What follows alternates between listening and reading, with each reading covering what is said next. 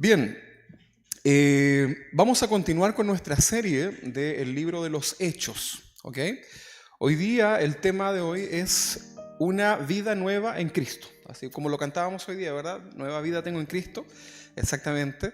Y hoy vamos a hablar acerca de cómo es que el poder de Dios llega y la salvación de Dios llega hasta el apóstol Pablo. Así que hemos pasado al capítulo número 9. Qué bueno, ¿no? Nos faltan como 50. Así que vamos al capítulo 9, un paso más ahí en este estudio. Recuerde que no tenemos prisa, queremos extraer toda la enseñanza de parte del Señor acá. Entonces, capítulo 9, versículo 1, libro de los Hechos. Y vamos a leer. Voy a hacer una lectura general y luego ya entramos en materia. Saulo, respirando aún amenazas y muerte contra los discípulos del Señor. Se recuerda que él era un hombre que perseguía a los cristianos. Vino al sumo sacerdote y le pidió cartas para las sinagogas de Damasco. Eran autorizaciones. A fin de que si hallase algunos hombres o mujeres de este camino, se refería del cristianismo, los trajese presos a Jerusalén. Mas yendo por el camino, aconteció que al llegar cerca de Damasco, repentinamente le rodeó un resplandor de luz del cielo, y cayendo en tierra, oyó una voz que le decía: Saulo, Saulo, ¿por qué me persigues? Él le dijo: ¿quién eres, Señor? Y le dijo: soy Jesús, a quien tú persigues. Dura cosa te es dar coces contra el aguijón. Él, temblando y temeroso, dijo: Señor, ¿qué quieres que yo haga? Y el Señor le dijo: levántate y entra en la ciudad y se te dirá lo que debes hacer. Y los hombres que iban con Saulo se pararon atónitos, oyendo a la verdad la voz, mas sin ver a nadie. Entonces Saulo se levantó de tierra y abriendo los ojos no veía a nadie. Así que llevándole por la mano le metieron en Damasco, la ciudad, donde estuvo 3 días sin ver y no comió ni bebió. Versículo 10. Había entonces en Damasco un discípulo llamado Ananías, un nuevo personaje dentro de esta historia, a quien el Señor dijo en visión: Ananías. Y respondiendo él dijo: heme aquí, Señor. Y el Señor le dijo: levántate y ve a la calle que se llama Derecha y busca en casa de Judas a uno llamado Saulo de Tarso, porque he aquí él ora y ha visto en visión a un varón llamado Ananías, que era él, que entra y le pone las manos encima para que recobre la vista. Entonces Ananías respondió: Señor, he oído de mucho acerca de este hombre, cuántos males ha hecho a tus santos en Jerusalén, a los cristianos. Y aún aquí tiene autoridad en Damasco de los principales sacerdotes para prender a todos los que invocan tu nombre. Y el Señor le dijo: Ananías, ve, porque instrumento escogido me es este, refiriéndose a Pablo, para llevar mi nombre en presencia de los gentiles y de los reyes y de los hijos de Israel. Porque yo le mostraré cuándo le es necesario padecer por mi nombre. Fue entonces Ananías y entró en la casa, y poniendo sobre él las manos, dijo: hermano Saulo, el Señor Jesús, que se te apareció en el camino por donde venías, me ha enviado para que recibas la vista y seas lleno del Espíritu Santo. Y al momento le cayeron de los ojos como escamas, y recibió al instante la vista. Y levantándose fue bautizado, y habiendo tomado alimento recobró fuerzas, y estuvo Saulo por algunos días con los discípulos que estaban en Damasco. Luego dice el versículo 20: enseguida predicaba a Cristo en la sinagoga diciendo: este era el Hijo de Dios. Todos los que le oían estaban atónitos y decían: ¿no es este el que asolaba en Jerusalén a los que invocaban este nombre de Jesús? Y a eso vino acá, para llevarlos presos ante los principales sacerdotes. Pero Saulo mucho más se esforzaba y confundía a los judíos que moraban en Damasco, demostrando que Jesús era el Cristo. Esto era como que está loco ¿verdad? Es como que no es de una línea, pensaban seguramente, ¿no? Ahora, 23 dice: pasado muchos días, los judíos resolvieron en consejo matarle. Pero sus acechanzas llegaron a conocimiento de Saulo, y ellos guardaban las puertas de día y de noche para matarle. Entonces los discípulos, tomándole de noche, le bajaron por el muro, descolgándole en una canasta.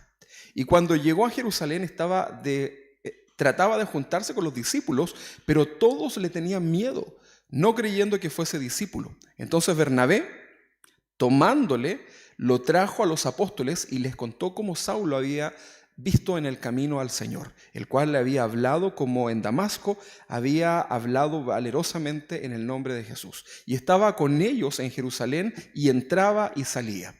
Y hablaba denodadamente en el nombre del Señor, ¿verdad? Y disputaba con los griegos, pero estos procuraban matarle. Cuando supieron esto los hermanos, le llevaron hasta Cesarea y le enviaron a Tarso. Entonces la iglesia tenía paz por toda Judea, Galilea y Samaria, y eran edificadas, andando en el temor del Señor, y se acrecentaban fortalecidas por el Espíritu Santo. Ya, me cansé. Creo que es el texto más largo que he leído como texto principal, ¿no? Pero es importante leer este contexto para que podamos ir entendiendo, ¿no?, lo que va a ir sucediendo. Ahora, Pablo es un ejemplo, el apóstol Pablo, ¿no? Aquí dice Paulo de Tarso, ¿sí? Saulo de Tarso, pero está hablando del apóstol Pablo, ¿verdad?, el que nosotros conocemos. Y Pablo es un ejemplo literal del poder del evangelio restaurando vidas completamente perdidas, ¿sí? Él es un ejemplo de perseguidor a seguidor. No sé de dónde vienes tú, ¿no?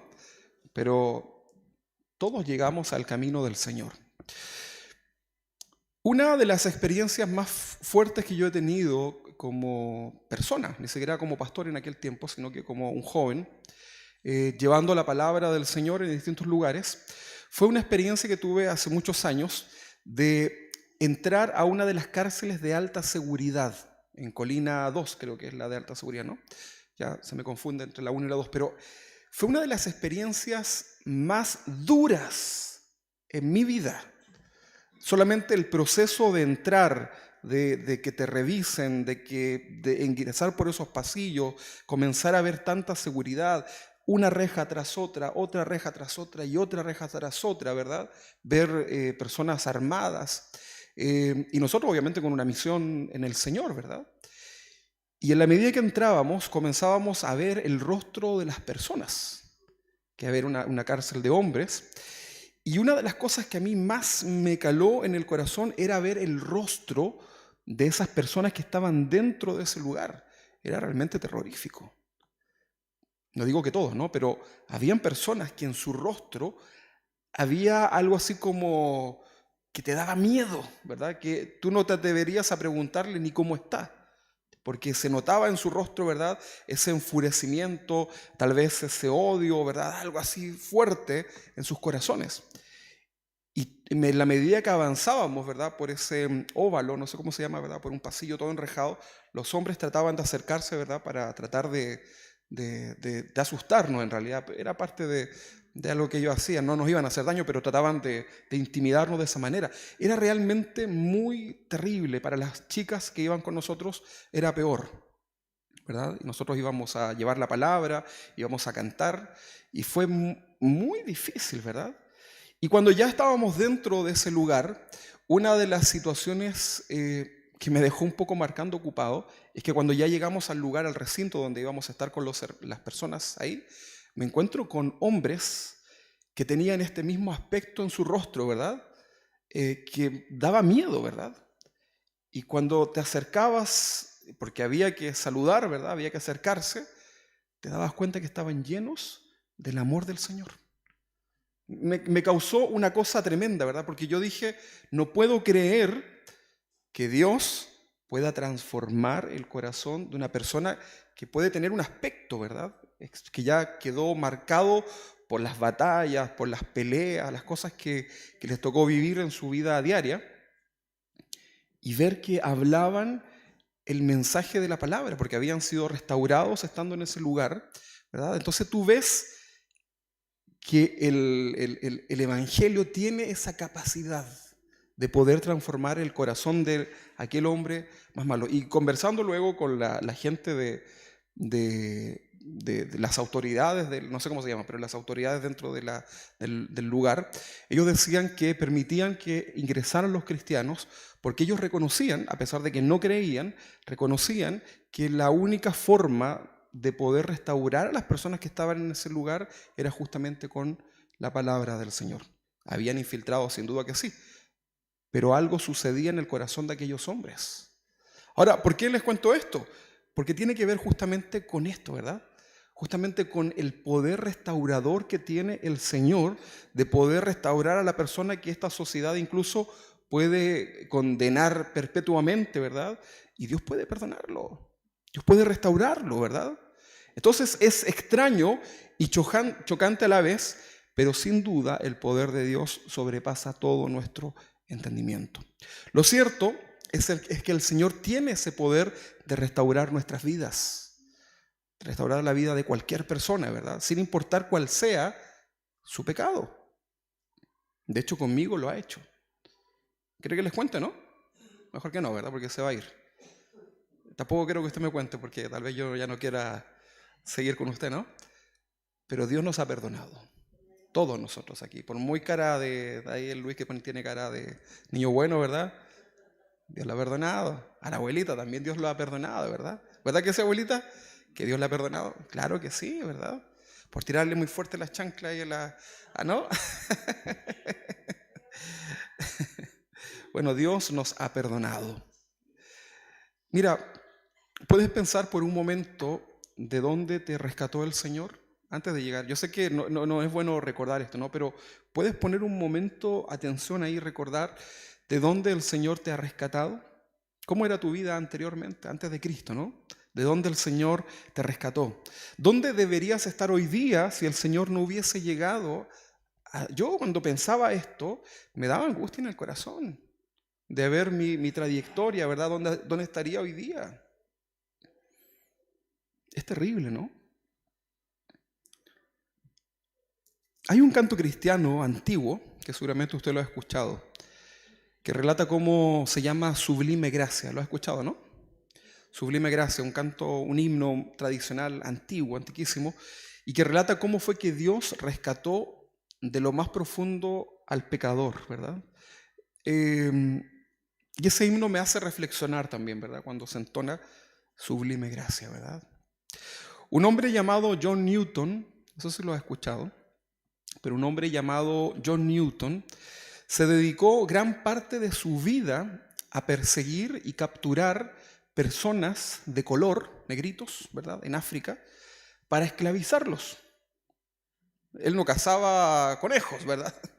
Él iba a cazar personas, ¿verdad? Y los perseguía y arrebataba familias completas, ¿verdad? Los seleccionaba y los echaba en su barco, como si fuera un barco pesquero, pero era un barco que iba lleno de esclavos. Y esas familias llegaban a Norteamérica principalmente, y parte de Europa, y ahí eran esclavizados, ¿verdad? Eran vendidos, separados, ¿verdad? Alguien pagaba algo y se los llevaban directo a el trabajo, ¿verdad? Para nunca más dejar de trabajar.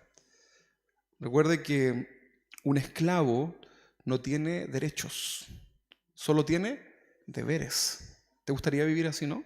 No, ¿verdad? Bueno, este hombre, John Newton, se dedicó a buscar, ¿verdad?, esclavizar. Era un hombre realmente malévolo, ¿verdad?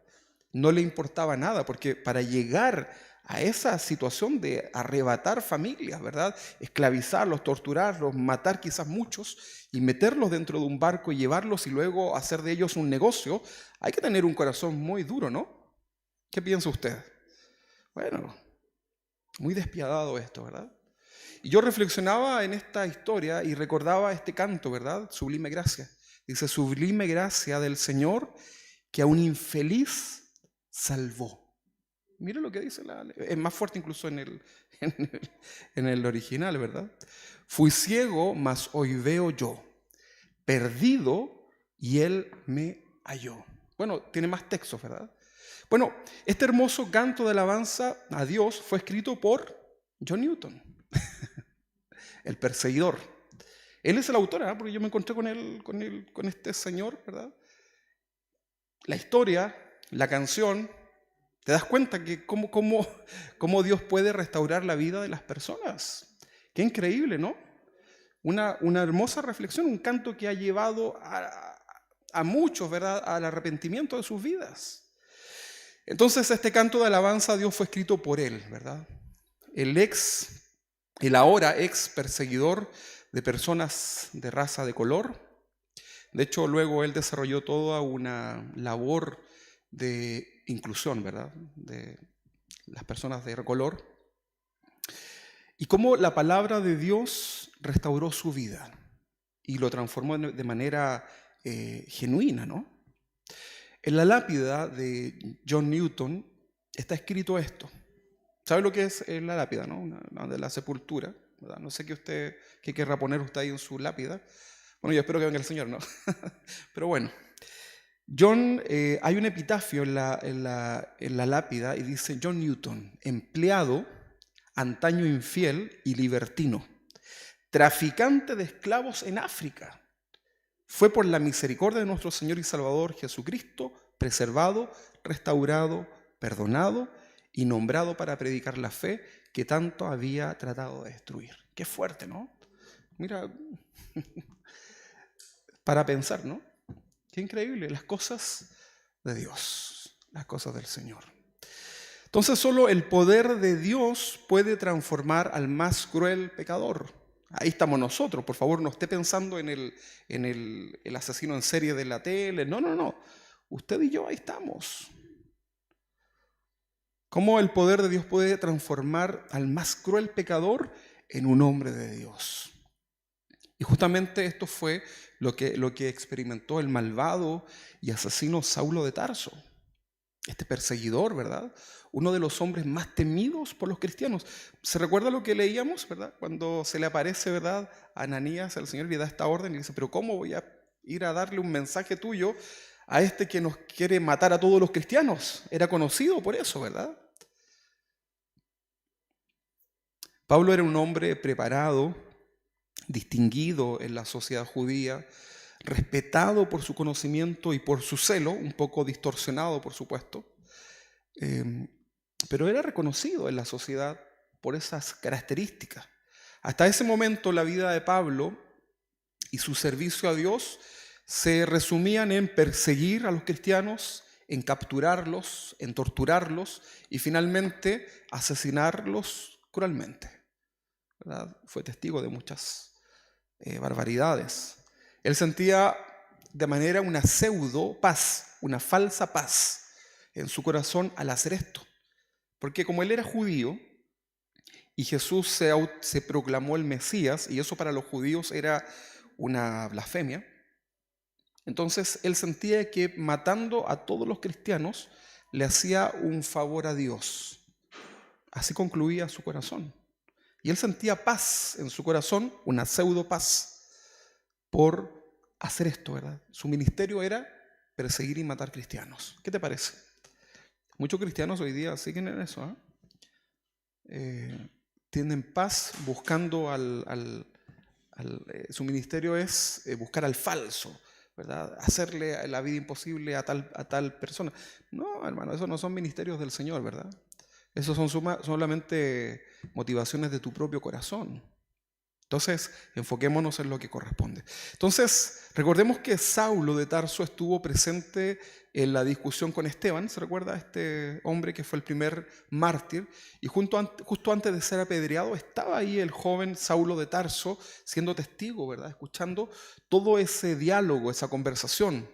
Pablo era el encargado de resguardar las ropas de los torturadores cristianos en su juventud. Por lo tanto, fue testigo directo de muchas masacres y pudo escuchar toda la defensa de los cristianos en relación a su fe, cuando esto se producía, ¿verdad? Como el caso de Esteban, cuando estuvo frente a los religiosos. Y esa palabra que fue sembrada en el corazón de Pablo, aunque haya sido de manera indirecta por situaciones de estar ahí resguardando a los torturadores, esa palabra no vuelve vacía. Lo vemos acá. Cayó la semilla y en algún momento esa semilla ¡pum!, sale. Con mi esposa esta semana trabajábamos ahí en la parcela, limpiando cosas, ¿verdad? Moviendo, ¿verdad? Y veíamos como unas hermosas flores, añañucas, creo que se llama, algo así, ¿no? Algo así. Salían entre medio de las piedras, aunque había una piedra gigante, salía igual aquella florcita, ¿verdad? Se abrían paso. Entonces, la semilla, la palabra de Dios, cuando llega al corazón, queda ahí, ¿verdad? A la espera. A la espera que esa tierra sea fértil para que, ¡pum!, se produzca eso, ¿verdad? Y la semilla comienza a echar raíces en esa tierra y florece, ¿verdad? Y si todo va bien, dará mucho fruto. Bueno, eso es justamente lo que de alguna forma sucede con este hombre, ¿verdad?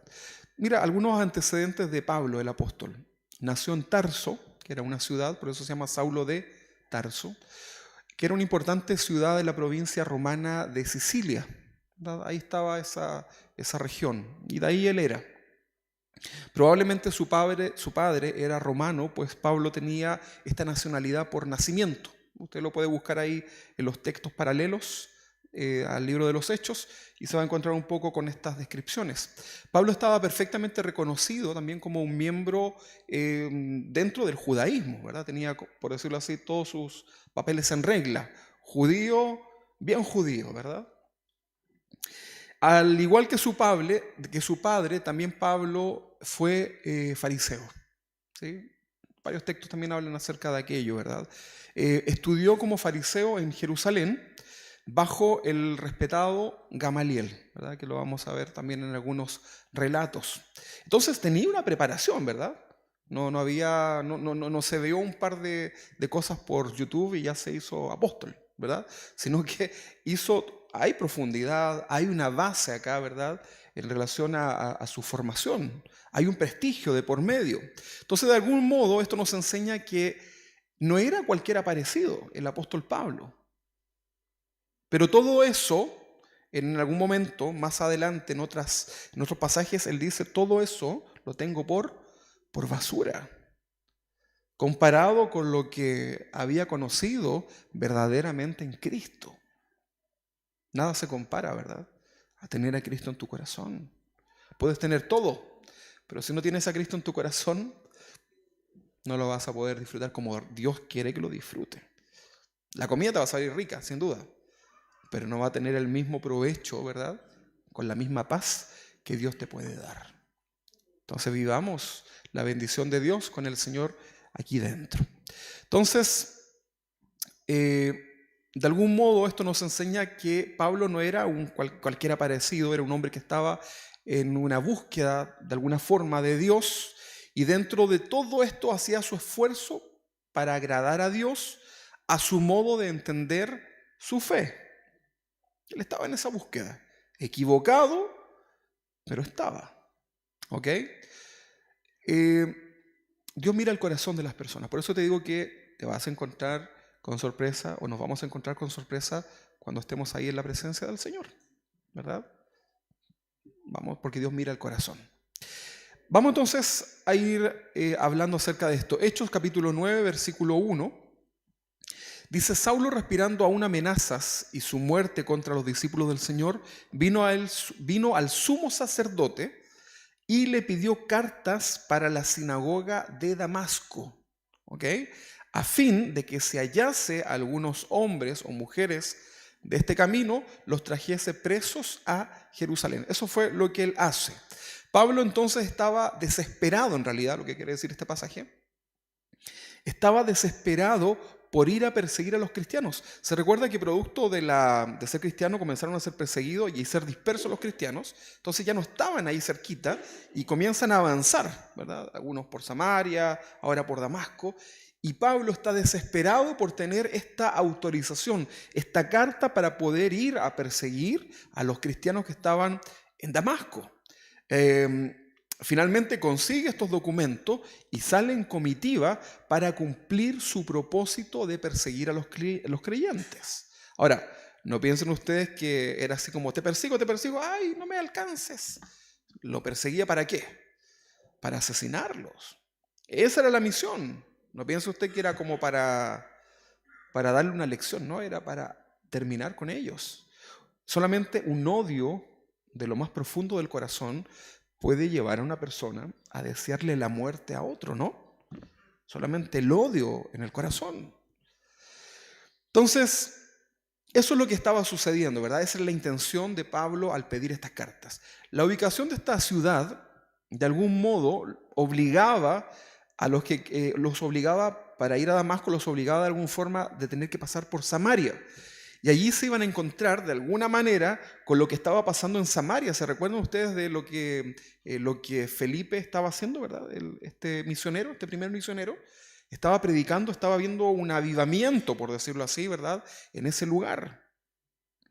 Entonces, si por alguna razón se encontraba Pablo con esta situación, ¿verdad? Este avivamiento en Samaria, lo iba a hacer enfurecer mucho más, ¿verdad? Iba a llegar el perseguidor en medio de toda la fiesta, ¿verdad? Imagínense acá, estamos, y llega, ¿verdad? Enojado, enfurecido. Bueno, ese era el contexto de lo que estaba sucediendo, ¿no? Sin embargo, vemos como el plan perfecto de Dios lo alcanza y junto con ello la misericordia de Dios actuando en el favor de Pablo.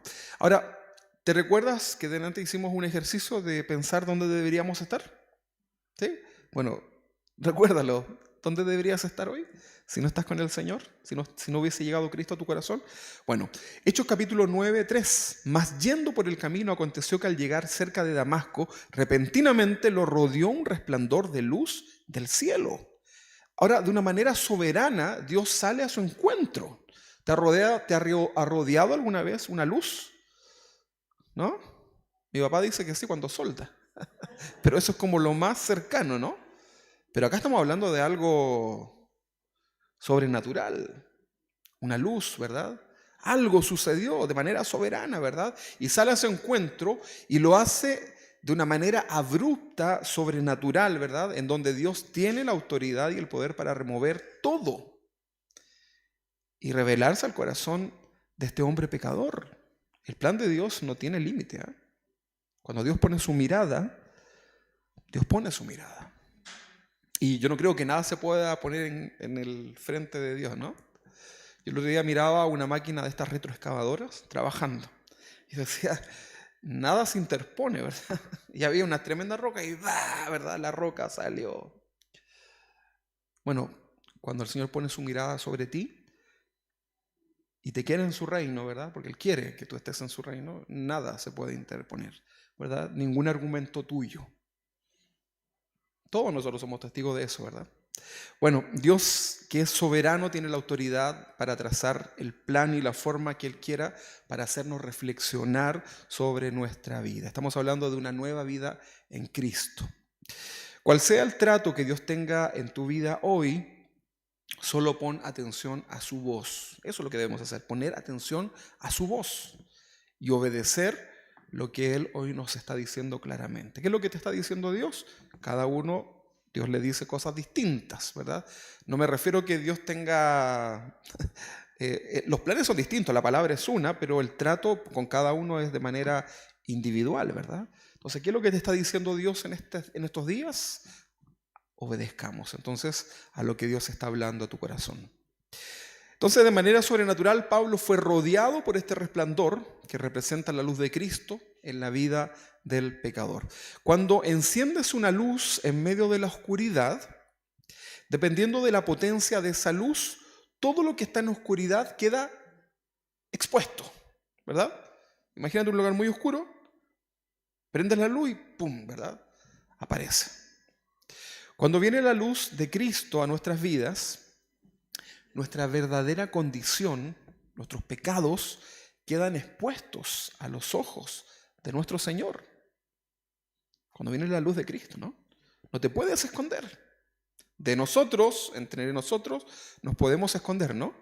Yo no te cuento todo lo mío, ni tú me cuentas todo lo tuyo. Pero cuando viene la luz de Cristo a tu corazón, quedas exhibido delante de Él.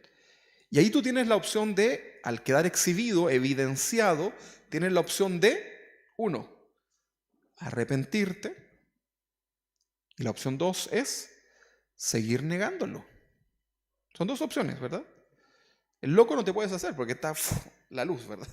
Está todo exhibido. Entonces, ahí tienes dos decisiones que tomar. La luz del Señor, la luz de su palabra, lo ilumina todo. Dice un pasaje que la palabra de Dios es como una espada de doble filo. Filo arriba, filo abajo. Y que entra y corta, ¿verdad? Para todas partes.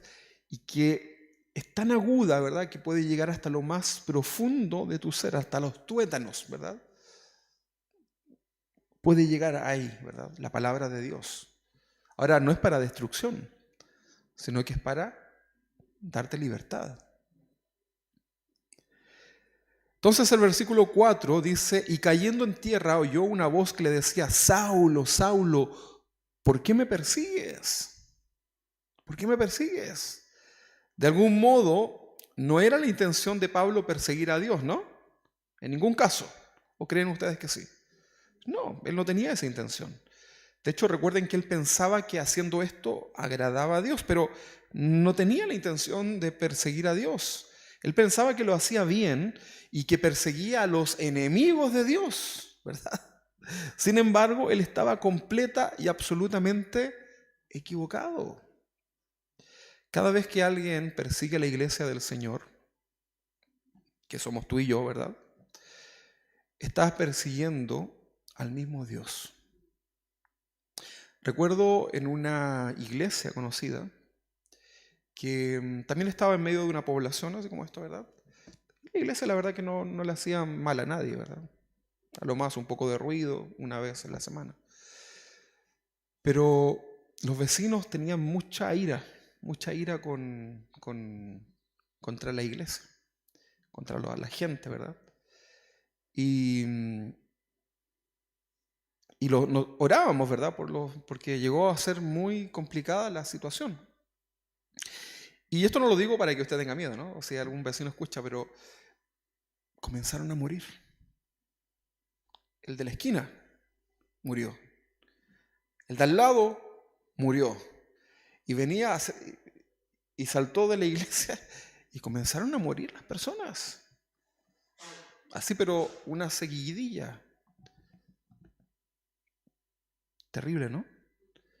Ahora, no es para que usted diga, ¡ay, las victorias del Señor! No, nos daba mucha tristeza. Mucha tristeza. Pero ahí te das cuenta que de alguna forma, horrenda cosa es caer en manos de un Dios vivo. Por eso tú también tienes que ser respetuoso, ¿verdad? De aquello, de servir a Dios con temor en tu corazón, de no ser como decíamos en la semana anterior, no ser oportunista, ¿verdad? Sino que venir ahí a adorar al Señor. Y si te cae algo del Señor, que sin duda caerá algo, ¿no? Dale gracias al Señor y tómalo como una añadidura y no pongas tu mirada en eso, ¿verdad? Así que si te cae un jet privado, solamente úsalo para ir a las misiones, ¿verdad? Y ya no pongas tu mirada en eso. Bueno, no les va a caer un jet por si eso, por si lo estáis declarando y decretando. Bueno, sí, capaz que sí. No creo. ¿Para qué? Igual va a llegar tarde. No va a poder llegar porque ¿dónde va? ¿En el potrero a aterrizar? Bueno, cada vez entonces que alguien persiga a la iglesia, a otros cristianos, se está metiendo con el Señor, y eso es terrible, es lamentable. Pero eso usted debe orar por sus enemigos, pero no para que Dios los toque. Ten misericordia, tenemos que ser imitadores del Señor. Cuando lo escupen, lo transgreden al Señor, lo castigan, el Señor solamente dijo, Padre, perdónalos porque no saben lo que hacen. Y realmente no lo saben. Pablo no sabía lo que él hacía. Él pensaba que lo estaba haciendo, pero del uno, ¿verdad? Y no era así la realidad. Entonces la pregunta es para nosotros, ¿por qué me persigues? Dice el Señor. ¿Por qué me sigues negando? Porque a lo mejor dice, no, si yo no persigo a nadie. Pero ¿por qué me sigues negando? ¿Por qué no quieres obedecer mi palabra? Son preguntas que podría estar diciéndonos hoy día el Señor a nuestros corazones. Y el versículo 5 dice que Él dijo, ¿quién eres, Señor? Le pregunta, Pablo, ¿por qué me persigues? ¿Quién eres, Señor? Y le dijo, yo soy Jesús a quien tú persigues. Wow, no se la dijo así como, mira Pablo, yo sé que tú eres una buena persona, que tienes buenas intenciones. Y bueno, a veces se te ha pasado la mano. No, le dijo, yo soy Jesús a quien tú persigues. ¿Te das cuenta que la palabra del Señor es dura? Y eso fue bueno porque lo hizo, parece que recapacitar, ¿no? Yo soy a quien tú persigues, dura cosa te es dar coces contra el aguijón. Vamos a ver qué significa eso. Entonces, inmediatamente Pablo reconoce que esta experiencia se trataba de algo o alguien superior. Recuerde que lo rodea una luz y escucha una voz. Los demás solamente escucharon, los que estaban ahí. Pero él puede ver esta luz, queda ciego, ¿verdad? Y sigue en esa instancia, ¿verdad? Algo superior le rodea y él le llama Señor. Señor, ¿verdad? Utiliza esta palabra que es el reconocimiento de lo superior. Luego recibe la respuesta de ese ser identificándose como Jesús. Yo soy Jesús, a quien persigues. Porque hasta ahí lo seguía persiguiendo, ¿no? Recuerde que iba camino a matar. Esta respuesta de Jesús fue como un balde de agua fría, ¿no? Imagínate que tú vienes a la iglesia y te encuentras de pronto en el camino con Jesús, el de la Biblia, y Jesús te dice, mira, todo lo que has hecho, lo has hecho en contra, ¿verdad? Todo, imagínate, sería como, pero ¿cómo, verdad? Si estabas convencido tú de que ibas por el buen camino. Pero esto le pasó a Pablo. Fue un balde de agua fría para él. O sea, dijo, ¿qué? ¿Cómo? Muchos episodios, caras de sus torturados, de sus asesinados, situaciones, todo eso vino a su mente, a su corazón en ese momento.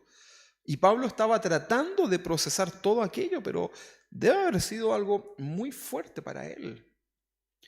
Probablemente uno de los episodios más difíciles para el apóstol.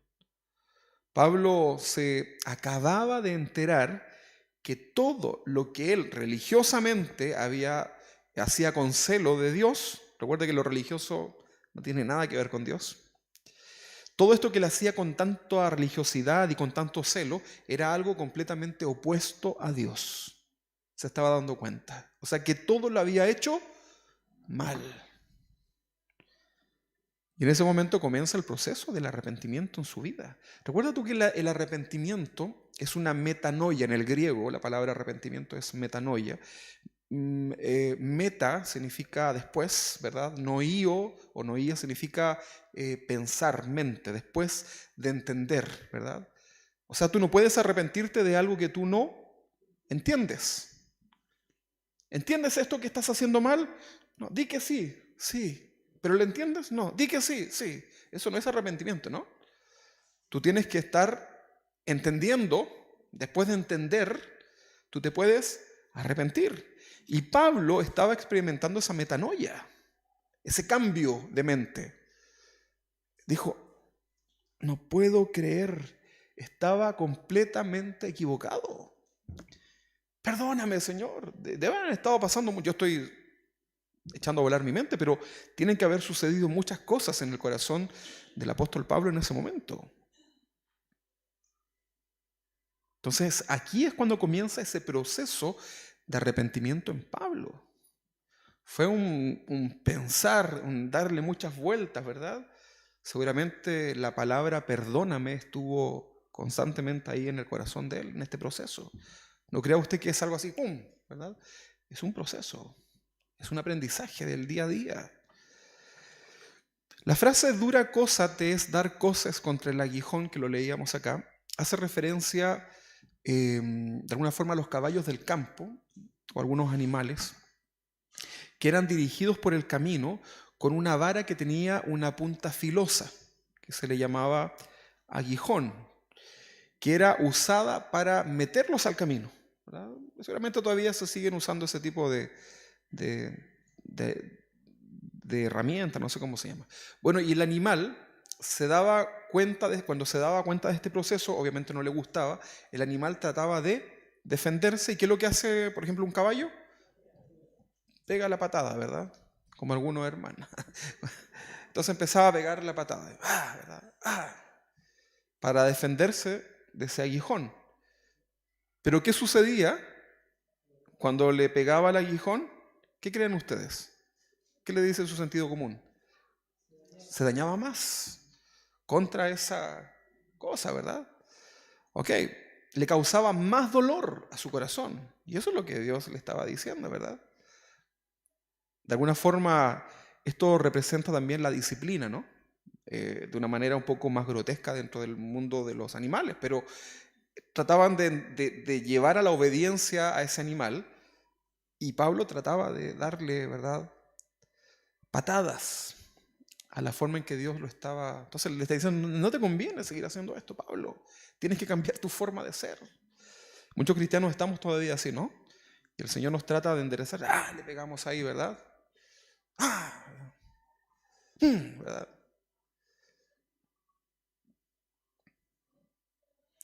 Esta semana conversaba con una persona y me decía, yo no necesito consejos. Imagínense. ¿Qué me van a decir ustedes? Eso está como raro, ¿no? Entonces, la disciplina del Señor no tiene que ver con tu destrucción. La disciplina es para tu edificación. ¿Verdad que sí? Y tú tienes la decisión de tomar o no el consejo de Dios. Pero Pablo estaba luchando contra lo que él de alguna forma humana entendía. Recuerda que el corazón es engañoso. Y el corazón de Pablo estaba engañado, porque él pensaba que lo estaba haciendo de oro, ¿verdad?, delante de Dios, pero su corazón es engañoso. Por eso todo lo que tú hagas, no lo mires con el corazón, míralo con la palabra del Señor, ¿verdad? Ahí está toda la instrucción de lo que tenemos que hacer. Así que no le pongamos consejo nosotros a nuestro Señor. Mejor escuchemos el consejo y pongámoslo en práctica. Y el corazón, dejémoslo ahí, ¿verdad?, para otras cosas. Pero en obediencia, en un culto racional. O si no, te vas a torcer. Las emociones tuercen, ¿no? ¿Está torcido por emociones, no? No, si yo voy a ir a África. ¿Cuánta gente pasó por ahí de pronto de misioneros, por ahí haciendo pactos de voy a ser misionero, me voy a ir a... Y nunca se fueron, porque en el momento se emocionaron y no pasó nada, ¿verdad? Yo sé que tiene algún llamado a las misiones ahí en República Dominicana, probablemente. Sueñan, ¿no?, con eso. Pero bueno. Entonces, si te das cuenta, las emociones te pueden jugar malas pasadas. Por eso todo lo que tú decidas para el Señor, mira, para eso son estas cosas. Tú te secas las lágrimas, tomas agüita, ¿verdad? Y bien, así como bien, ya sin chilladera, como dicen por ahí, ya tomas decisiones, ¿verdad? En serio que sí. Porque si no, te vas a equivocar. Entonces, tenemos que nosotros, no digo que ahora ustedes sean unos insensibles, ¿verdad? Y que ya nunca más manifiestan sus emociones. No, por el contrario, ¿verdad? Yo aquí quedo todo mi micrófono con moco y todo eso, porque uno se emociona delante del Señor, ¿no? Pero, así que no use mi micrófono, por si acaso. Pero otra cosa son las decisiones, ¿verdad?, que tú tienes que tomar en tu vida diaria. Esas las tienes que hacer con rectitud en el corazón, sabiendo lo que estás haciendo, ¿no? Yo a veces le echo al agua es como el agua fiesta, ¿no? Ustedes me traen sus cosas y yo les digo, pero mira, porque hay que llevarlo también a las realidades, ¿verdad que sí? Amén. Y eso es para beneficio de nosotros. Entonces, ya sabemos lo que es esta frase, ¿verdad? Dura cosa te es dar cosas contra el aguijón. Entonces, Esto era justamente lo que Pablo hacía contra el mismo Dios, ¿verdad? Y no siempre es como tú crees, no siempre. No somos dueños de la verdad, eso tienes que tenerlo claro. Tienes que estar dispuesto. Mira, a mí me preguntan, ¿y ustedes son la iglesia que tiene la verdad? Sí, tenemos la verdad del Señor, pero estamos abiertos a ser moldeados. Porque yo me puedo estar equivocando. Les puedo estar enseñando algo y puedo estar equivocado, ¿no? ¿Me puedo equivocar o no? Claro que sí, pues. Ahora el tema es si estoy dispuesto en el corazón a enmendar eso. ¿Y cuándo estoy dispuesto? Cuando la palabra me lo enseña. Muchas veces vienen las personas y dicen, pero ustedes creen en esto. Yo le digo, mejor veamos lo que la Biblia dice y ya no peleamos entre nosotros, ¿verdad? Y el que esté equivocado se alinea a lo que la Biblia dice y listo, ¿verdad? No, usted no tiene que tener, si usted de repente creía algo, hacía cosas y después se da cuenta que la Biblia no lo respalda y que no era así, usted simplemente alíñese nada más, ¿verdad? Y nadie se va a reír ni le va a pasar nada. ¿Verdad que sí? ¿Amén o no amén? Amén. Tenemos que estar ahí dispuestos a ser moldeados por el Señor. Si es la palabra del Señor, no es nuestra palabra. ¿Ok? Entonces dice el versículo 6, él temblando y temeroso dijo, Señor, ¿qué quieres que yo haga? Y el Señor le dijo, levántate y entra en la ciudad y se te dirá lo que debes hacer. ¿Qué le dijo el Señor? Señor, ¿qué quieres que yo haga? Esa fue la pregunta. Si quieren suban la estufa, ¿no? Préndala. ¿La subieron? Súbanla. Sí. Para que no se mueran de frío. Agradezcan que no estamos en Alaska. No, préndala nomás. Los que tengan mucho calor se van más atrásito. Y no se acostumbren al fuego. Donde dice hi. Ahí. Ya. Ahí sí, ya. Entonces, el versículo 6 dice, él temblando y temeroso dijo, Señor, ¿qué quieres que yo haga? Y el Señor dijo, levántate y entra en la ciudad y se te dirá lo que debes hacer. ¿Qué le parece? Ahí está la respuesta.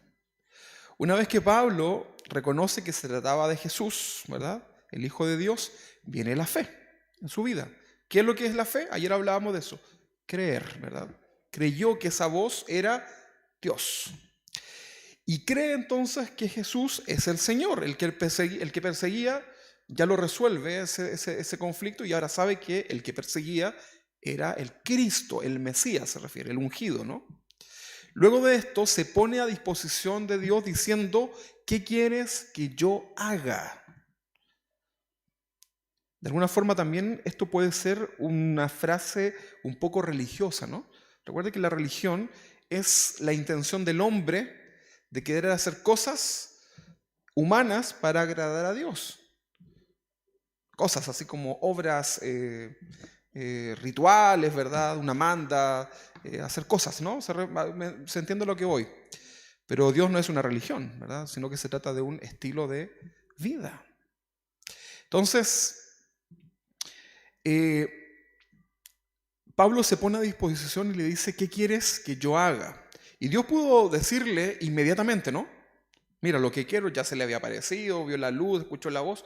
Podía perfectamente Dios haberle dicho en el momento todo lo que debía hacer. Pablo, ahora tú vas a hacer esto, aquello, esto, otro, no sé cuánto, no sé cómo. Le puedo haber dicho, ¿no? Pero ¿qué es lo que le dice? Le dice, en cierta manera, somete a Pablo a la orden de la iglesia, de otros cristianos, ¿verdad? Lo somete a otro creyente. Es interesante esto, ¿verdad? Porque Dios le pudo haber dicho ahí mismo. Pero le dice, ahora anda para tal lado y te vas a encontrar con el Juanito que te va a decir tal cosa. Entonces, todo cristiano debe estar bajo autoridad. Usted y yo debemos estar bajo autoridad. En serio que sí. Autoridad distinto a autoritarismo. ¿Verdad que sí? Todos los cristianos debemos estar bajo autoridad. Es un principio bíblico. Dios ha establecido la iglesia como una santa institución. Que no todas sean muy como dicen por ahí, de los trigos limpios, es otro tema, ¿verdad? Pero la iglesia existe, está instaurada por el Señor, es una institución.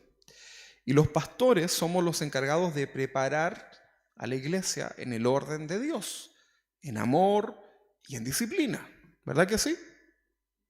Mientras yo no le pegue, todo bien, ¿verdad? Pero le vamos a tener que tirar las orejitas, ¿verdad que sí? Ahí usted tiene, ahí yo le digo, a ver, bien, está bien, ovejita, ¿verdad?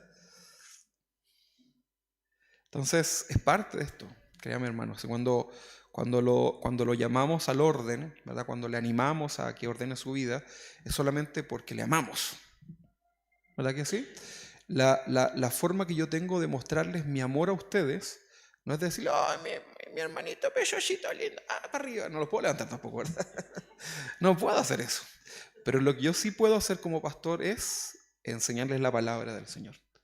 Y tratar de no torcerla. A lo mejor puede que me equivoque en muchas cosas, pero tratar de hacerlo con una buena intención. Esa es la mejor forma de mostrarle mi amor.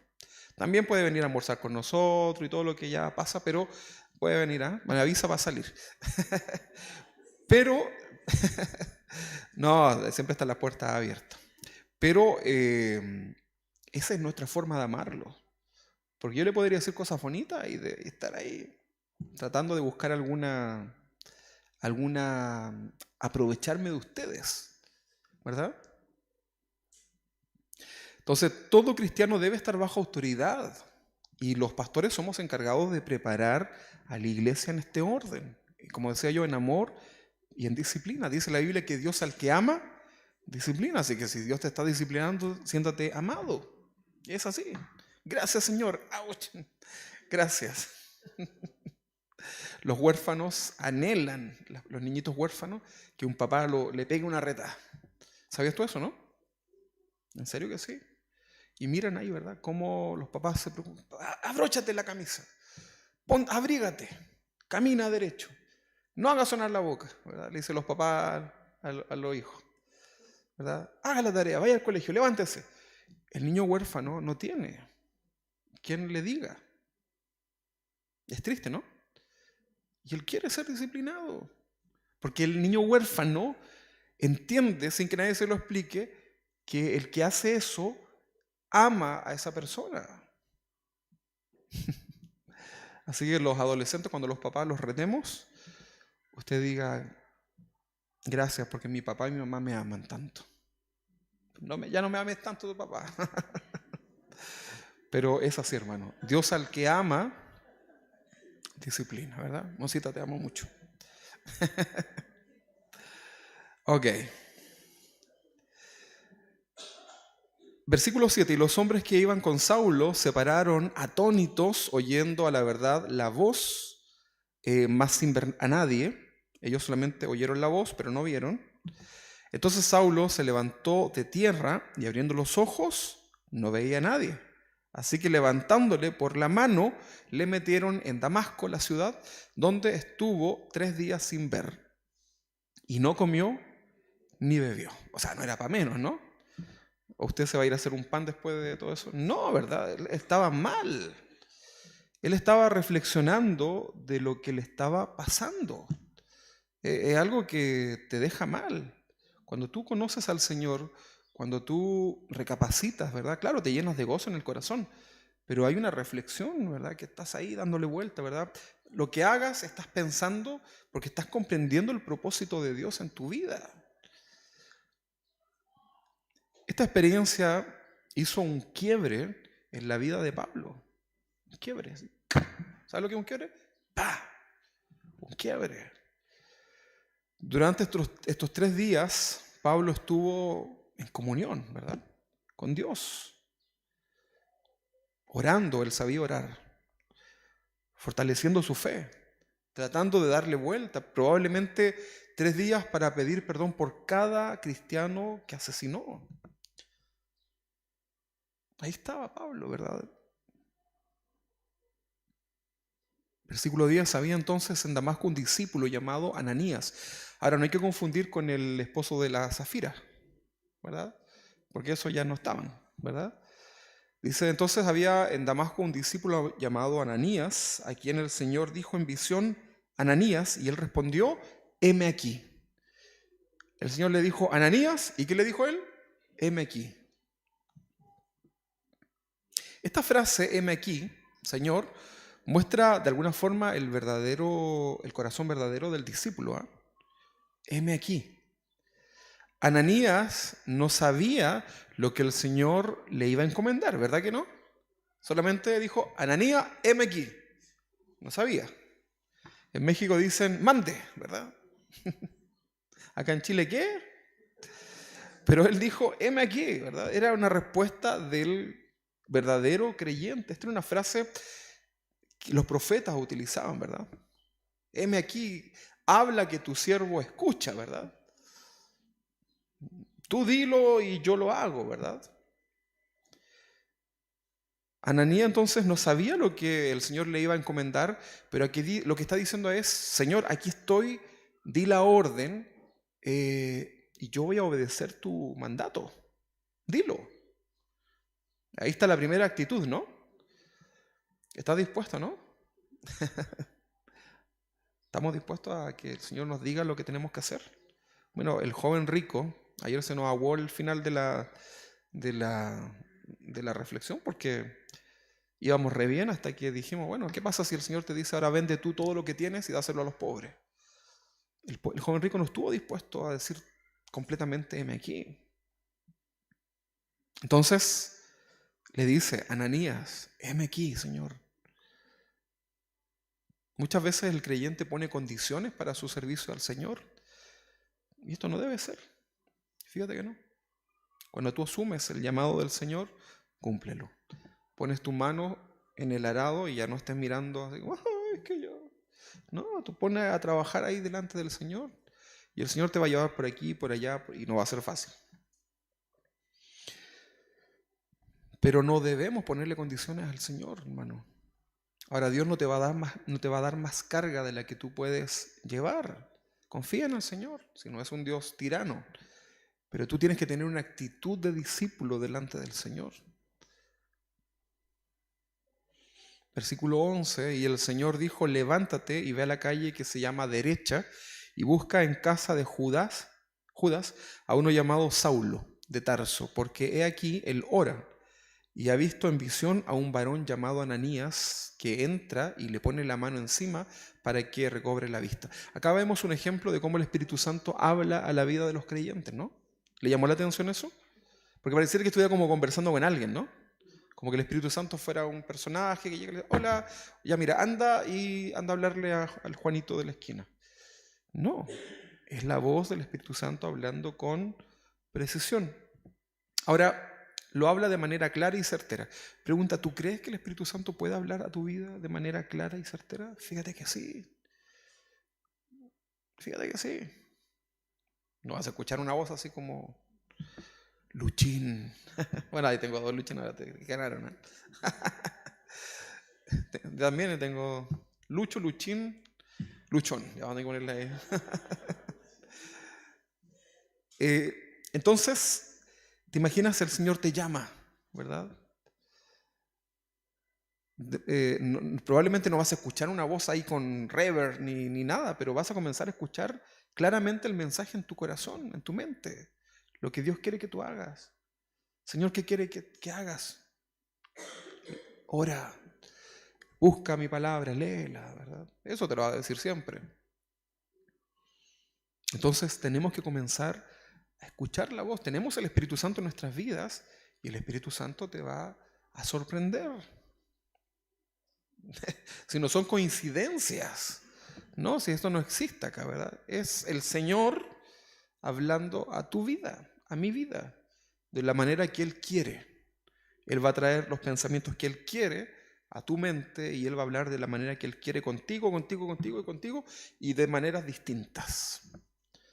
Porque Dios es soberano y Él tiene ese poder para poder escudriñar nuestros corazones. Entonces aquí vemos cómo la iglesia era guiada por el Señor. Algunos preguntan, ¿cómo recibió el llamado de parte del Señor? No piensen ustedes que un día se me resplandeció algo, ¿verdad? No, no. Empecé a sentir en mi corazón, ¿verdad? Esa como, como un peso, ¿verdad? En el corazón, como de, bueno, de lo que yo había negado tantas veces, ¿no? Pero Dios te comienza a mostrar de una u otra manera situaciones, comienzas a observar y te das cuenta que Dios de alguna forma te está llamando hasta que ya no tienes salida, ¿verdad? Y ya no te puedes negar al Señor. Pero no piensas tú que va a aparecer una voz así como con tu nombre, así como, no sé qué nombre decir porque todos tienen los nombres acá. Entonces, Clemente, no hay ningún Clemente, ¿no? No, lo que Dios va a hacer es hablar a tu corazón con claridad. Te va a decir, ¿verdad? Deja de hacer aquello. Ya no trates así a tu esposo, a tu esposa, ¿verdad? Y va a comenzar Dios a hablarte con claridad. Y ahí tú tienes la opción de, heme aquí, Señor, o hacerte el loco. Pero como decíamos la semana pasada, váyase en barco. ¿Se acuerda, no? Obedezca al Señor y no se vaya en ballena o en pez grande. Váyase en la obediencia del Señor. El Señor le dice para allá, usted vaya para allá y goce las bendiciones del Señor que tiene para allá. Entonces acá vemos un claro ejemplo de cómo el Espíritu Santo comienza a hablar a la vida del creyente de manera clara y certera. Fíjate que en la cárcel, cuando yo estuve allá visitando en Colina 2, los presos están ¿dónde? En una cárcel, ¿verdad? Y no tienen comunicación. En esos años no habían, yo creo que ni teléfono. Si es que habían, era muy poco, ¿verdad? No había ninguna posibilidad. Y me llamaba la atención algo, yo quedaba impresionado, porque la obra del Espíritu Santo era tremenda ahí en ese lugar, porque llegaban estos presos con caremalos, ¿verdad? Que tenían ahora al Señor en sus corazones. Decían, el Señor me habló hoy día y me dijo que tú, y hablaban así como, sí, oye, a mí también, y me dijo esto, mira, y lo anoté acá, ¿verdad? Y eran cosas que era imposible de que lo estuvieran inventando. En serio, era una cosa tremenda. Entonces el Espíritu Santo les hablaba a cada uno, ¿verdad? Y nosotros, al final, nosotros en vez de ir a dar, veníamos nosotros, ¿verdad? Salíamos todos llorosos y mocosos, ¿verdad? Claro, porque ahí estaba el mover del Señor. Después yo tuve la oportunidad de ir muchas veces a la iglesia de los expresidiarios, ¿verdad? Y ahí conocí al pastor que siempre les cuento, al que era el más malo de la Pintana, ¿verdad? Increíble, ¿verdad? Y cómo el Señor lo restauró y cómo lo usaba el Señor ahí, ¿verdad? Afuera en la iglesia, entre medio de mi auto y otro auto, en esos años, con sables así, ¿verdad? Esos sables se manó, con esos fierros estoques. Son unos fierros que los afilan y se ponían como unos colchones así, ¿verdad? Peleando afuera en la calle, afuera de la iglesia, ¿verdad? Y nosotros asustadísimos, salió el pastor, ¿verdad? Y pescó del cuello a uno, ¿verdad? Y lo tiró para adentro y al otro le dijo algunas cosas, ¿verdad? Algunos salmos. Y el de adentro, lo fuerte, la palabra era dura, ¿verdad? Y él no predicaba así como hermanitos, bonitos. Pues, no, era duro, ¿verdad? Y vos tenéis que dejar de no sé qué, ¿hasta cuándo, verdad? Porque el mensaje era así para ellos. Y un fervor que había en esa iglesia, todos con panderos. Todos ahí iban dispuestos a alabar al Señor. Había una rumba de teclados, de estos teclados para escribir, y estaba la señora que proyectaba el PowerPoint, ¿verdad? Y ella no estaba sentada así como clic, clic, ¿verdad? Estaba ahí y yo me llamaba la atención porque tenía muchos teclados para arriba. Y claro, porque cuando cantaba la alabanza ya empezaba a aplaudir y le pegaba así, ¡pah! Le pegaba al teclado para cambiar la próxima y saltaba en las teclas. Y estaba, no sé, y cantaban los coritos. Y claro, yo dije, con razón, era una rumba de teclados para arriba, de eso con cable, ¿no? Pues bueno, para los que no sepan, uno aprieta una tecla en el teclado y se cambia la pantalla, por eso. Pero ella no lo hacía con un dedo, lo hacía con la mano, ¿verdad? Y no había ni estufa. No era necesario, ¿verdad? Entonces, todas las personas, porque, ¿saben por qué? Y para mí al principio fue chocante, pero yo me la lloré toda ese culto, ¿verdad? Porque era gente muy pobre, muy sencilla, a lo mejor muy carente de mucho conocimiento. Sabían, a lo mejor ni sabían que la Biblia se escribía en griego, ni en hebreo, ni el paleohebreo, ni nada de eso, pero estaban completamente llenos de la palabra del Señor, y el Espíritu Santo se movía entre ellos de una manera a lo mejor un poco más efusiva, pero bueno, ¿qué tanto, verdad? La cosa que habían cosas que eran genuinas ahí, ¿verdad? Yo lo estaba viendo. Entonces, entendamos esto, ¿verdad? Ya que vemos un ejemplo como el Espíritu Santo habla a la vida del creyente. A veces va a suceder. A veces va a suceder. Versículo 13. Entonces Ananías respondió: Señor, he oído de muchos acerca de este hombre. Versículo 13. ¿Cuántos males ha hecho a tus santos en Jerusalén? Está hablando de... Recuerda que lo mandaron, primero dijo, heme aquí, y después le dicen lo que tiene que hacer, y dice, pero Señor.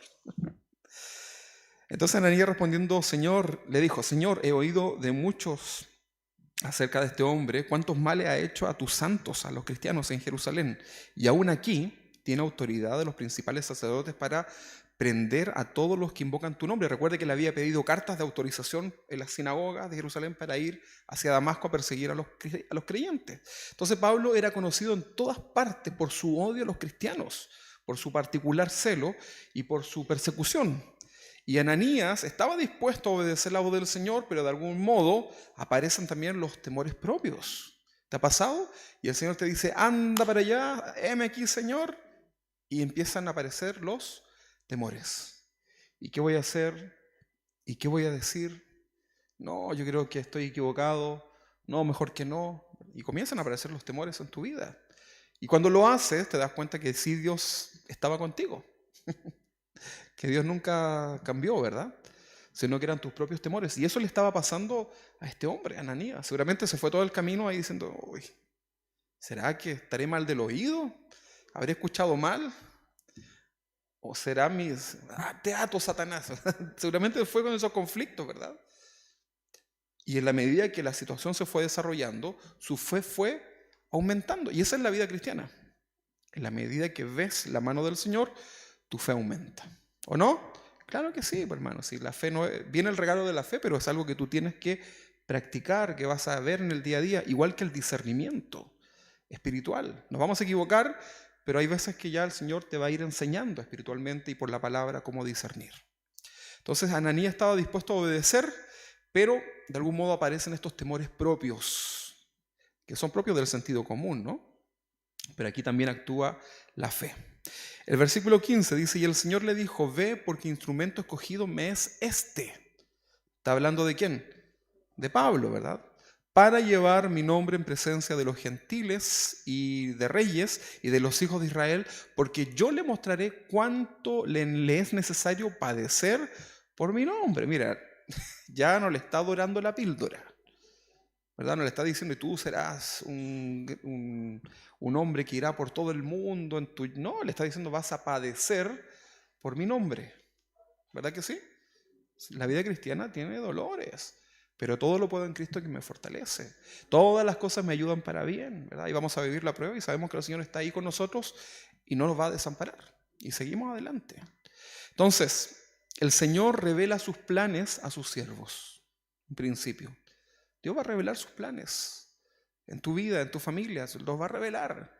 Dios tiene un plan específico con cada persona y un plan específico y especial con este hombre llamado Pablo. Dios tenía un plan. 17. Fue entonces Ananías y entró en la casa, recuerde, probablemente ahí medio dudoso, ¿verdad? Y poniendo las manos dijo, hermano Saulo, el Señor Jesús. ¿Por qué le dice hermano? Porque ya se había arrepentido. Hermano Saulo, una reflexión. A veces pensamos que para ser cristiano tienes que cumplir así como un requisito, así como 8 clases de discipulado. Mira, puede ser gente que en un proceso largo se entiende y se arrepiente, y otro puede arrepentirse en el momento y ambos pueden ser hijos de Dios. Va a depender del proceso que cada uno tenga, ¿verdad? Pero aquí ya este era hijo de Dios, porque la salvación es por la Fe, no por obras. Si no, explíqueselo al ladrón de la cruz, que no, ni mover las manos, ni nada, ¿verdad? Estaba ahí frito. Fue entonces Ananías, entró a la casa y poniendo sobre él las manos, dijo: hermano Saulo, el Señor Jesús, que se te apareció en el camino de donde venías. Recuerden que no había WhatsApp, ni internet, ni nada, no se sabía todo esto. Me ha enviado para que recibas la vista y seas lleno del Espíritu Santo. Entonces Ananías lo que hace es, a pesar de sus temores, manifestó ¿qué cosa? Obediencia. Fe en acción. Obediencia y fe en acción. Los relatos que hemos visto en el libro de los Hechos es fe en acción. No tengo oro ni plata, más lo que tengo te doy. Y se fueron corriendo por si no resultaba. No, en el nombre de Jesús, levántate y anda. Fe en acción. Qué tremendo, ¿no? Hay que tener harta fe para eso. Y eso es posible, ¿no? Mayores cosas haremos en el nombre del Señor. Entonces, obediencia, fe en acción, valentía, disposición para servir a Dios. Todo eso manifestó este hombre, Ananías. Dice que el versículo 18, que al momento le cayeron de los ojos, ¿qué cosa? ¿Cómo? Escamas. No escamas. ¿Cómo, verdad? Porque ahí empiezan a hacer como sus historias locas, ¿verdad? No, ese tenía escamas, como los pescados. No, ¿cómo? Es importante este punto porque la gente comienza a hacer cosas medias mitológicas, así como, ¿verdad? Entonces hay que poner atención en estas figuras retóricas. ¿Cómo? Es la forma que el escritor lo relata, ¿verdad? Entonces, y al momento le cayeron de los ojos como escamas y recibió al instante la vista y levantándose fue bautizado. Junto con esas escamas físicas, tal vez, o lo que haya caído de sus ojos, que era similar a eso, fueron removidas también las escamas espirituales del corazón de Pablo. ¿Verdad que sí? Porque necesitamos que nuestros ojos espirituales sean abiertos. Y cuando hablamos de eso, no estamos hablando de que usted va a andar viendo demonios, ¿verdad? No, nada que ver. Dios lo libre mejor, ¿verdad? Estamos hablando de ver tu condición espiritual, de poder ver las cosas con un propósito de Dios. Eso es tener una visión espiritual. Que cuando tú ves tus problemas, tus situaciones, tú ya no lo ves con tus ojos terrenales, sino que lo ves ahora en el propósito de Dios. Y puedes ver en eso el propósito de Dios. ¿Verdad que sí? Ya no ves la enfermedad, ya no ves las circunstancias, sino que ves el plan de Dios perfecto y te maravillas delante de Dios en todas esas situaciones. Entonces, la fe verdadera trae una vista espiritual en la vida del creyente. Ahora mira las cosas muy distinto a como lo mirabas antes, ¿sí o no? Claro que sí, al principio nos desesperábamos, ¿verdad? No, hay un terremoto, ¡ay!, ¿verdad? Ahora también dice, ¡ay!, pero dice Señor por último, ¿verdad? ¡Ay, Señor! Pablo se levantó y fue bautizado. Fe en acción. Tiene una actitud. Yo una vez fui a un lugar donde predicaron la palabra, ¿verdad? Y dijeron a la gente, ¿quién quiere recibir al Señor? Oh, sí. Y era un mensaje así como bien potente. Y lo hacen pasar y le dicen, bueno, y tienes que bautizarte. Amén. Era un día de invierno. Y de pronto, porque esto fuera en el campo, como al aire libre, de repente dicen, vamos, tenemos unas piscinas para bautizar con agua. Y yo dije, oh, qué terrible. Y empezó la gente a pasar, los jóvenes, eran hartos jóvenes, y se empezaron a bautizar ahí, con ropa, se metieron así, y imagínense, con el frío que hacía. Bueno, era un poco descabellado, ¿no? Pero a lo que voy yo es que tuvieron bastante fe, ¿verdad? ¿Se recuerdan, no? Algunos por ahí estuvieron. Fue fuerte, pero yo no lo voy a hacer así, ¿no? No se preocupen, hoy día no tengo piscina allá afuera, pero interesante la fe en acción, ¿verdad? Nos deja una lección. Entonces se levantó y fue bautizado. Versículo 19, y habiendo tomado aliento, recobró fuerzas y estuvo Saulo por algunos días con los discípulos que estaban en Damasco. ¿Qué es lo que hizo Saulo? Se bautizó, se levantó, ¿y qué es lo que hizo? Versículo 19, estuvo algunos días ¿con quién? Se fue de vacaciones porque ya fue muy estresante ese momento. No, ¿qué hizo? Se fue a reunir y estuvo con los discípulos, que estaban ¿dónde? Ahí en Damasco. Ahora, recuerde usted que Dios le dice, anda donde Ananías y se te dirá lo que tiene que hacer. Lo pone primero bajo sujeción. Y lo que hace Pablo acá, después de toda esta experiencia, ¿verdad? Ya con Ananías, lo que él hace de manera natural es ir con los demás creyentes. ¿Le está diciendo algo a usted esto, no? Pablo pasó de ser un perseguidor de los creyentes, ahora a ser uno más de ellos. Luego de ser confrontado con su pecado y de haber creído, Pablo obedeció y experimentó lo que todo creyente debe experimentar. ¿Qué cosa? La comunión con otros creyentes. Antes odiabas a los cristianos, la canuta de la esquina, el de no sacar, y ahora comienzas a amar a otros creyentes. Porque eso habla de la regeneración del Señor en tu corazón espiritual, en tu vida física. Y ya, no, aunque sea feito el hermano, lo ves con los ojos del Señor, ¿verdad? Y quieres estar, ¿verdad? En las cosas del Señor. Y lo que Pablo hace es ir a tener comunión con los creyentes. Entonces debemos comprender, hermanos, que como creyentes debemos estar en comunión unos con otros. Hay gente que me ha dicho, yo voy a servir a Dios aquí en mi casa, de mi forma, como yo quiera, ¿verdad? No tengo por qué ir a una iglesia. Y eso es lamentable porque va en contra de lo que la Biblia nos dice.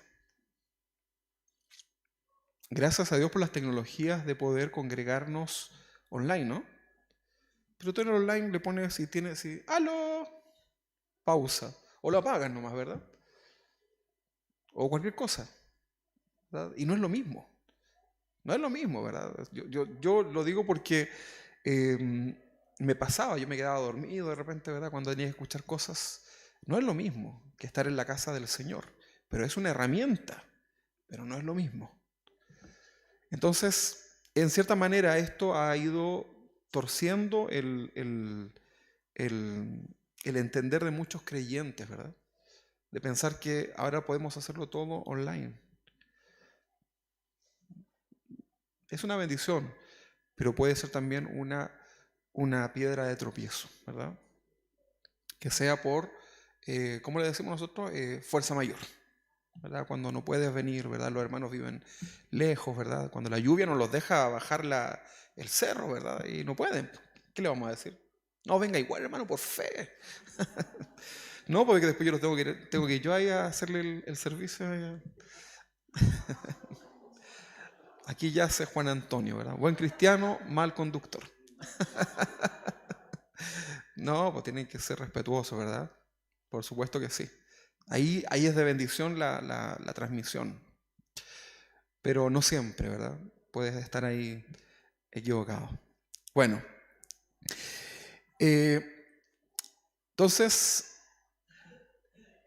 es importante entender que la comunión de la iglesia es algo importante, ¿verdad? Es inconcebible que un creyente no quiera congregarse, no quiera tener comunión con otros creyentes. No digo que todos tienen que ser amigos y vámonos a hacer un asado todos juntos, ¿verdad? Aunque no es mala idea.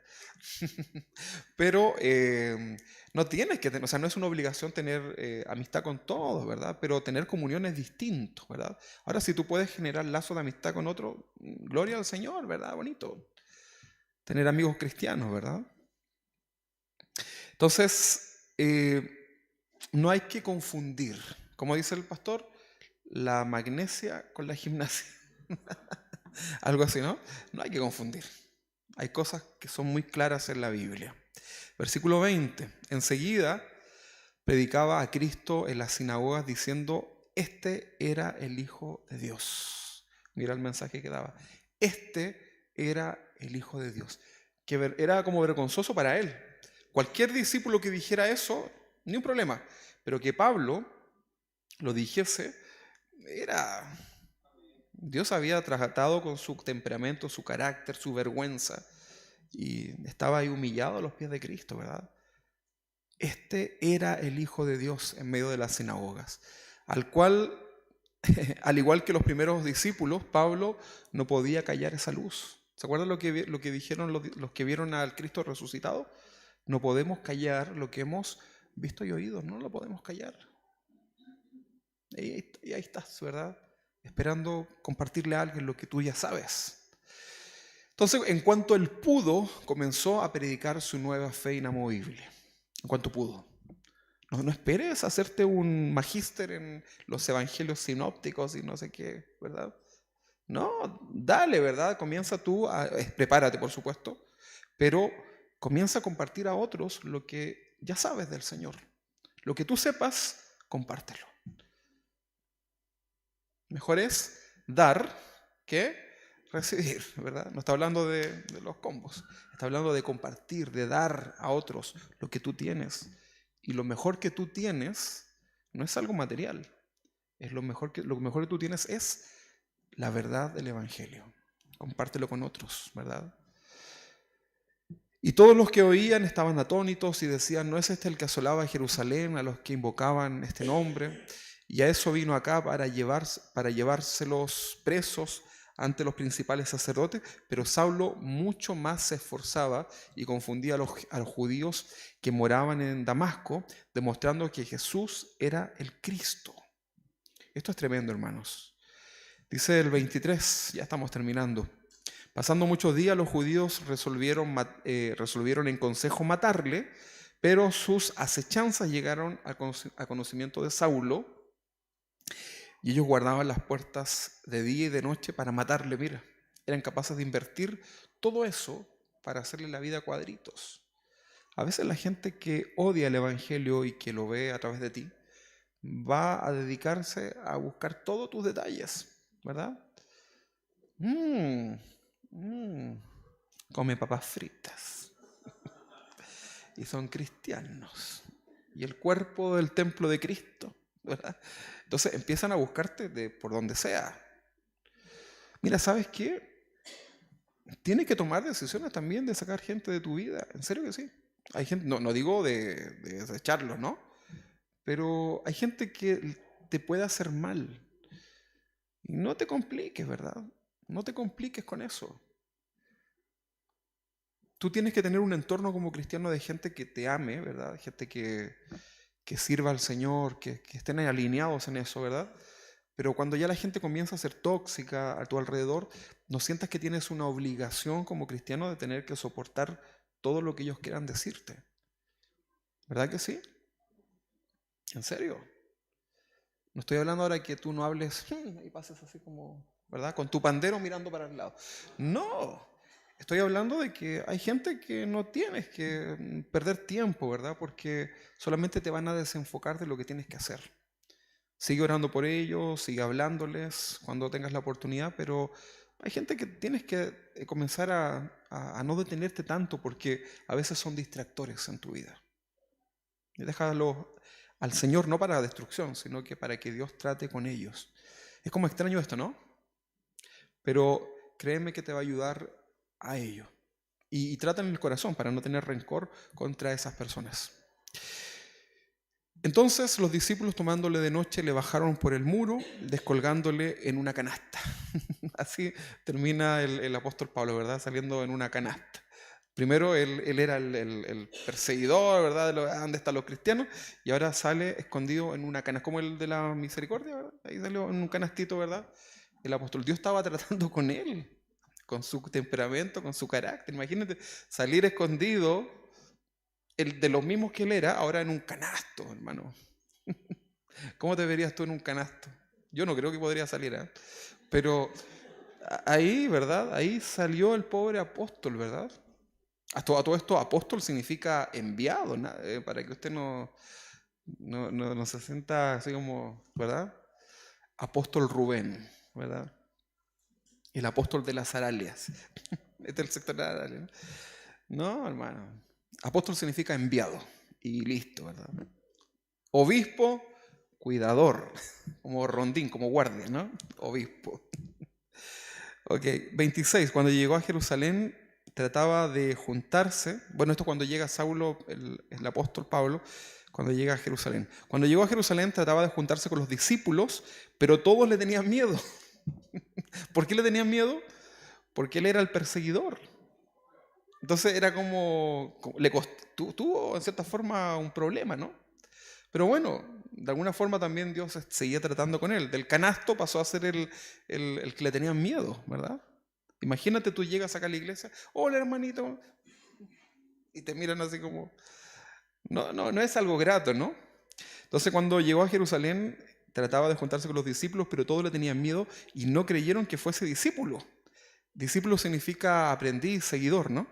Entonces Bernabé, tomándole, lo trajo a los apóstoles y les contó cómo Saulo había visto en el camino al Señor, el cual le había hablado, y cómo en Damasco había hablado valerosamente en el nombre de Jesús, y estaba con ellos en Jerusalén, y entraba y salía, y hablaba denodadamente en el nombre del Señor, y disputaba con los griegos, pero estos procuraban matarle. Cuando supieron esto, los hermanos le llevaron hasta Cesarea y lo enviaron a Tarso.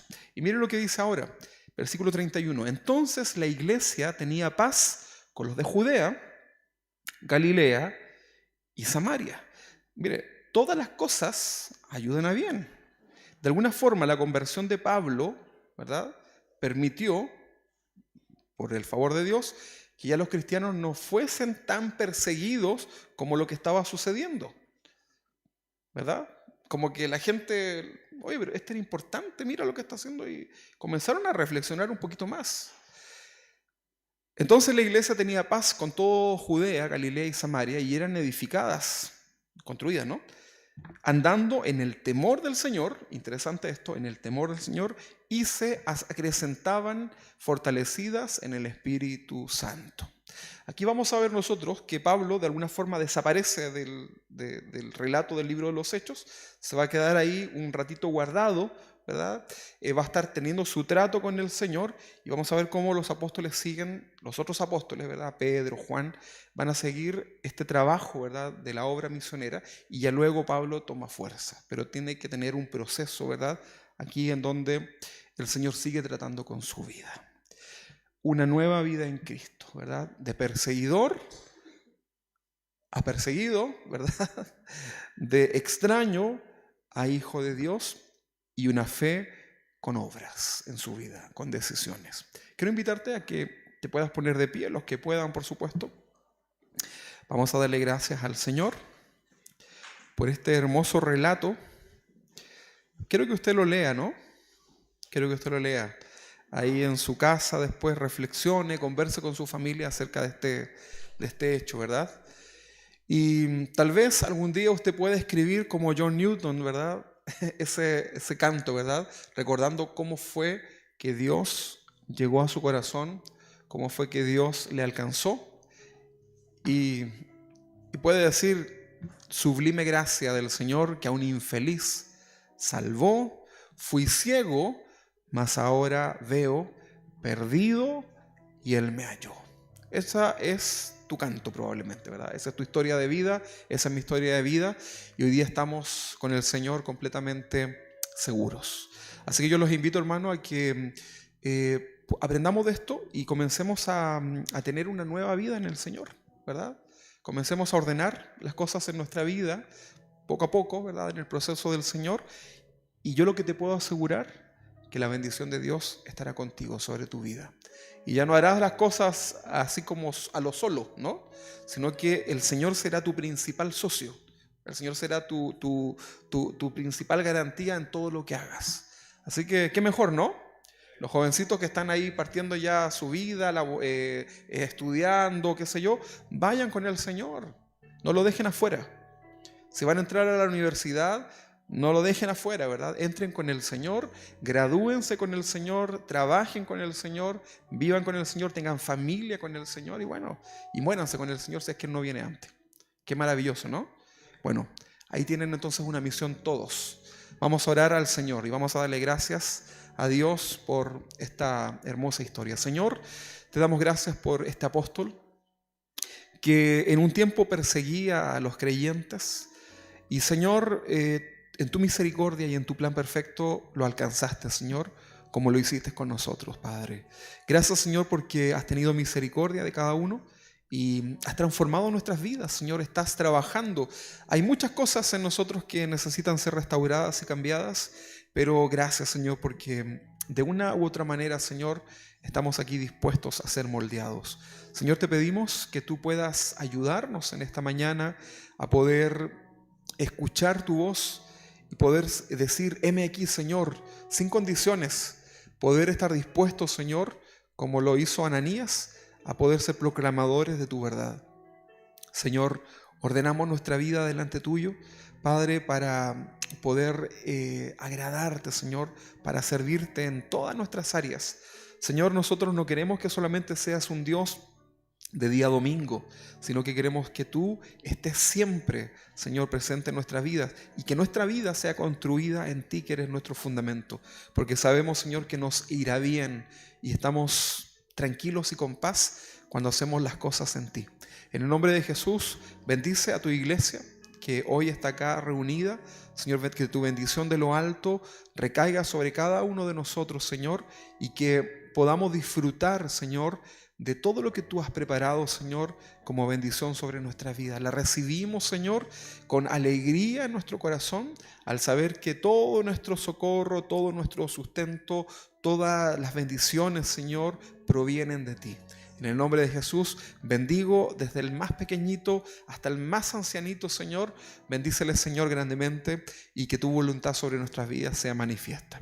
En el nombre de Jesús, Señor, oramos finalmente por todos aquellos que persiguen hoy día la fe, por aquellos que persiguen a tu iglesia, Señor, para que en misericordia un día puedan ser también alcanzados y puedan ser, Señor, restaurados como lo hiciste, Señor, con el apóstol Pablo.